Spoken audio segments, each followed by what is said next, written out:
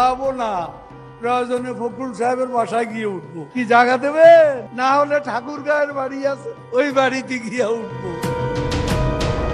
সারা দেশে ছাত্র জনতার গণঅভ্যুত্থানে ক্ষমতাচ্যুত আওয়ামী লীগের সাধারণ সম্পাদক ওবায়দুল কাদের পালাবো না, কিংবা দরকার হলে বিএনপির মহাসচিব মির্জা ফখরুল ইসলাম আলমগীরের বাসায় গিয়ে উঠবেন, এমন ডজন খানেক মন্তব্যে নেটিজেনদের আলোচনায় এসেছিলেন কাদের। তবে এবার তার দল ক্ষমতাচ্যুত হওয়ার পরেও গ্রেপ্তারি পরোয়ানা মাথায় নিয়ে দেশের অন্তর্বর্তী সরকারকে ফাঁকি দিয়ে দেশ ছেড়ে পালিয়েছেন আওয়ামী লীগের এই প্রভাবশালী নেতা।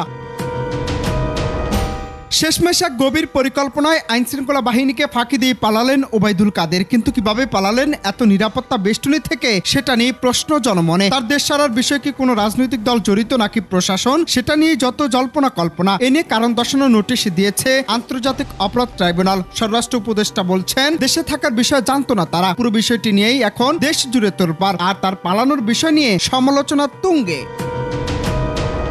আবার ছাত্র জনতার গণ অভ্যুত্থানের মুখে প্রধানমন্ত্রীর পদ ছেড়ে হাসিনা ভারতে পালিয়ে যাবার পর থেকে তার দল আওয়ামী লীগের শীর্ষ নেতাদের বেশিরভাগই লাপাতা হয়ে আছেন। বিশেষ করে গেল 16 বছর ধরে আলোচনার সমালোচনার কেন্দ্রে থাকা আওয়ামী লীগের সাধারণ সম্পাদক এবং সাবেক সড়ক যোগাযোগ ও সেতু মন্ত্রী ওবায়দুল কাদেরের কোনো হদিসই পাওয়া যাচ্ছিল না। তার অবস্থান নিয়েছিল ধোঁয়াশা।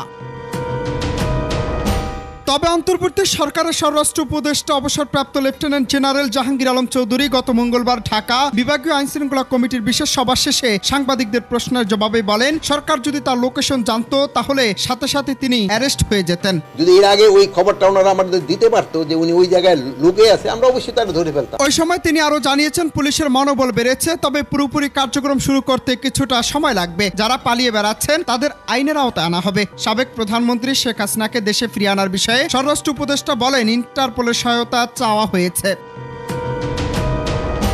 এদিকে ছাত্র জনতার আন্দোলন দমাতে গণহত্যা সহ মানবতা বিরোধী অপরাধ সংগঠনের অভিযোগে বিগত সরকারের প্রধানমন্ত্রী শেখ হাসিনার বিরুদ্ধে তদন্ত শেষ করার জন্য মঙ্গলবার 2 মাস সময় দেয় আন্তর্জাতিক অপরাধ ট্রাইব্যুনাল। পরে tribunal chief prosecutor Mohammad Tajul Islam জানিয়েছিলেন, গ্রেপ্তারি পরোয়ানা জারির পরও ওবায়দুল কাদের কিভাবে 3 মাস দেশে ছিলেন এবং পরে কিভাবে বিদেশে চলে গেলেন সে বিষয়ে আদালতের মাধ্যমে আইনশৃঙ্খলা বাহিনীর কাছে ব্যাখ্যা চাওয়া হয়েছে। 15 দিনের মধ্যে এ ব্যাপারে ব্যাখ্যা দিতে আদালত নির্দেশনা দিয়েছে আন্তর্জাতিক অপরাধ ট্রাইব্যুনাল।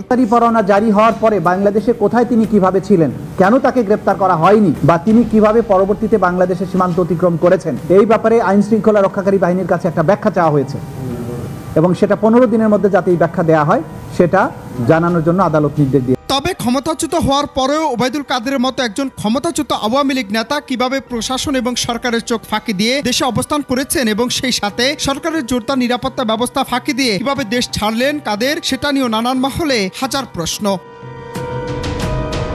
অনন্ত হাসান মাসুদ, বাংলা টিভি, ঢাকা।